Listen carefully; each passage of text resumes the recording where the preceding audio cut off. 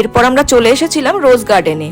আর যেহেতু তখনও একটু বৃষ্টি হচ্ছিল, তো সেই কারণে কুট্টুসকে আর গাড়ি থেকে আমরা বের করলাম না। কুট্টুসকে নিয়ে অরি গাড়িতে ওয়েট করছিল, আর সেই ফাঁকে আমি, অপর্ণা, রজত গিয়েছিলাম গার্ডেনটা ঘুরে দেখার জন্য। যদিও এটার নাম রোজ গার্ডেন, বাট আমরা কোনো রোজের দেখা পাইনি, কারণ কি আমরা যেই সময়টাতে ঘুরতে গিয়েছিলাম সেটা গোলাপ ফুল ফোটার সময় নয়, আরো 2 থেকে 3 মাস পর, মানে মে জুন মাস করেই নাকি গোলাপ ফুলগুলো ফোটে। বাট সত্যি বলতে কি তাতে আমাদের কোনো রকমের কোনো খারাপ লাগা নেই, কারণ কি গোলাপ ফুলের বদলে আমরা যেই যেই ধরনের ফুল দেখেছি তাতেই আমরা মুগ্ধ। এতটাই শক্ত শক্ত নাম ছিল ফুলগুলোর যে আমার একটাও নাম মনে নেই। যাই হোক, শুধু চোখের দেখাই তোমাদেরকে দেখাতে পারছি, নামগুলো শেয়ার করতে পারছি না। যদি তোমরা কোনো ফুল এখানে চিনে থাকো তাহলে অবশ্যই আমাকে কমেন্ট করে জানিও, তাহলে আমিও জানতে পারবো কোন ফুলের কি নাম।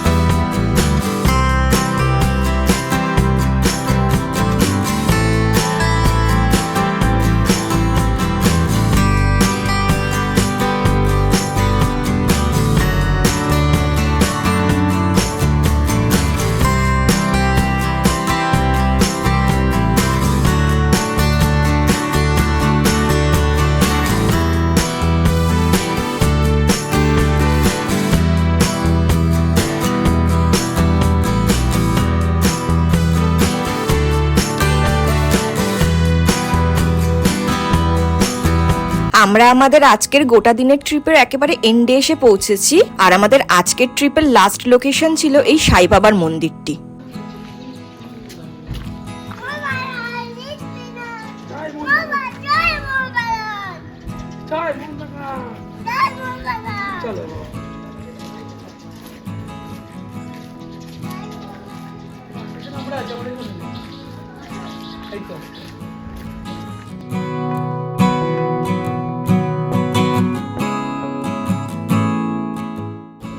বাবালে কি আদর করছে রে আমার সোনাটা, ও ঘুমিয়ে পড়ছে কুকুরটা।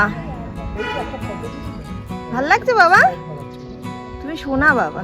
তোমাদেরকে বলেছিলাম না ড্রাইভার দাদা আমাদেরকে একটা এক্সট্রা স্পট ঘোরাবেন বলেছিলেন, বাট আজকে আমাদের প্রত্যেকটা জায়গা ঘোরার পর এতটাই দেরি হয়ে গিয়েছিল যে সেই জায়গাটাতে আমরা আজকে আর যেতে পারিনি। বিকেল 5টার মধ্যে সেই জায়গাটি বন্ধ হয়ে যায়, আর আমরা যখন এই সাই বাবার মন্দিরের কাছে এসে হাজির হলাম তখন অলরেডি 5টা বেজে গিয়েছিল।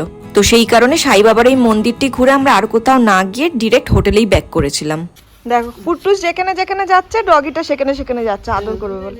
দে আরেকটু আদর করে দে। দেখেছো কুট্টুস যেখানে যেখানে, হায় কপাল আমার, তোকে আর ছাড়বে না রে। দেখ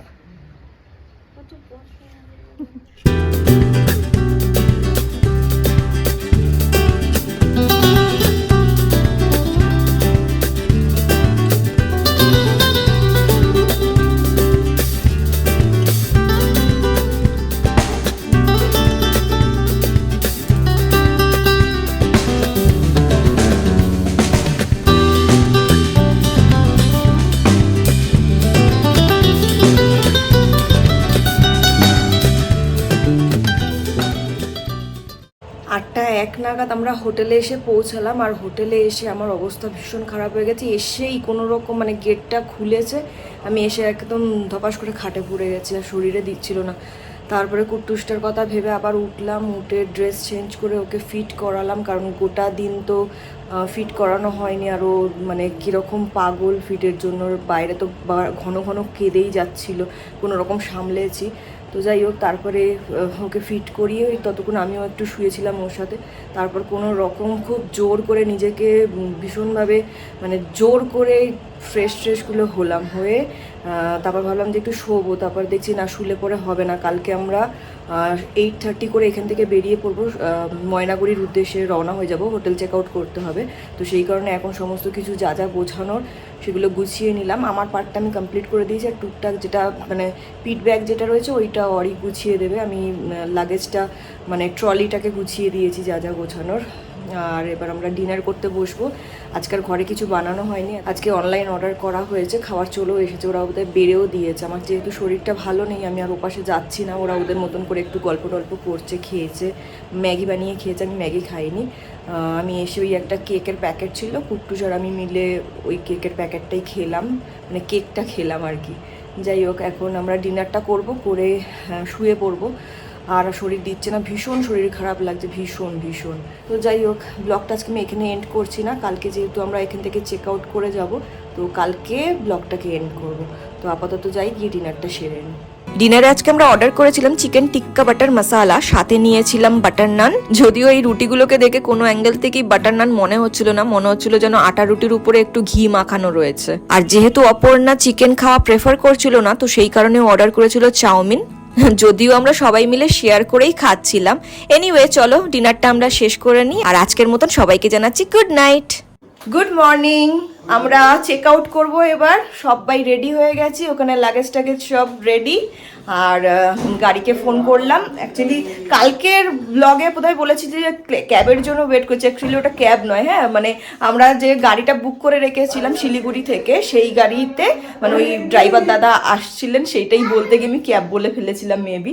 তো ওই দাদার সঙ্গেই আজকে আমরা শিলিগুড়ি যাব, শিলিগুড়িতে উনি ড্রপ করে দেবে, এরকমই প্যাকেজ করা ছিল। তো উনি এসে গেছে, ওরা লাগেজগুলো ওখানে তুলে দেবে। তো এখন আমরা যাচ্ছি ময়নাগুড়িতে রজতদের বাড়িতে, ওখানে 2 দিন থাকার প্ল্যান রয়েছে, তারপর ওয়েডনেসডেতে আমাদের ট্রেন রয়েছে। তো আপাতত এই হলো প্ল্যান।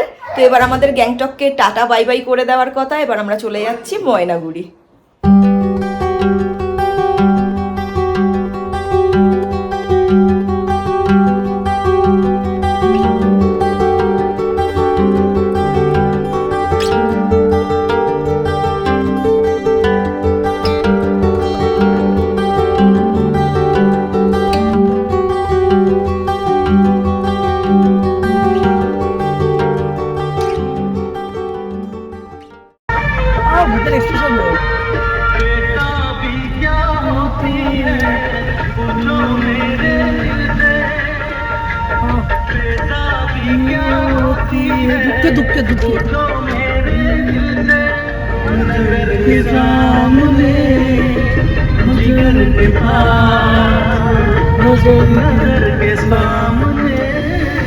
বুকে ব্যথা নাকি? আবার তুই কি কাজ দিচ্ছিস? আমি তো ডান দিকে দিয়েছি।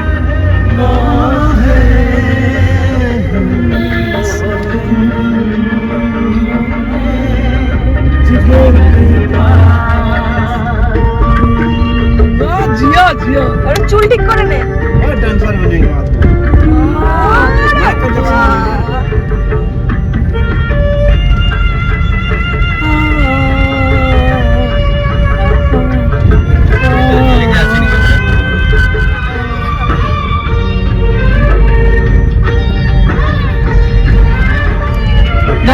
नाचेस में बाग है।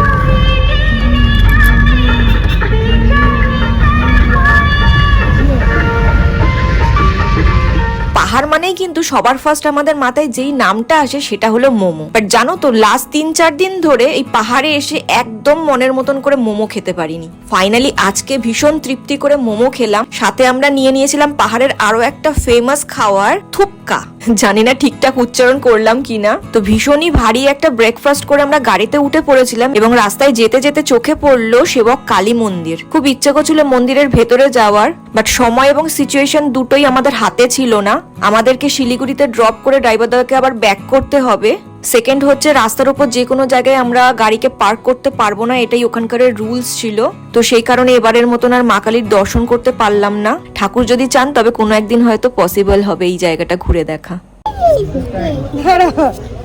আমরা চলে এসেছি শিলিগুড়িতে, আর বাসে উঠে পড়েছি। এখন আমরা যাচ্ছি ময়নাগুড়ি। আর আমরা এখন কি খাচ্ছি? কর্নাটো। গরম লেগে গেছে এখানে এসে। কি খাই? কি বলে এটাকে? ভাই আমরা এখন আইসক্রিম খাচ্ছি। একটু আখের রসও খাওয়া হয়ে গেছে, এখন আর লাঞ্চ করছি না, এত হেভি ব্রেকফাস্ট করেছি। থুপ্পা 3 প্লেট আমরা খেয়েছি। থুপ্পা খেয়েছি না।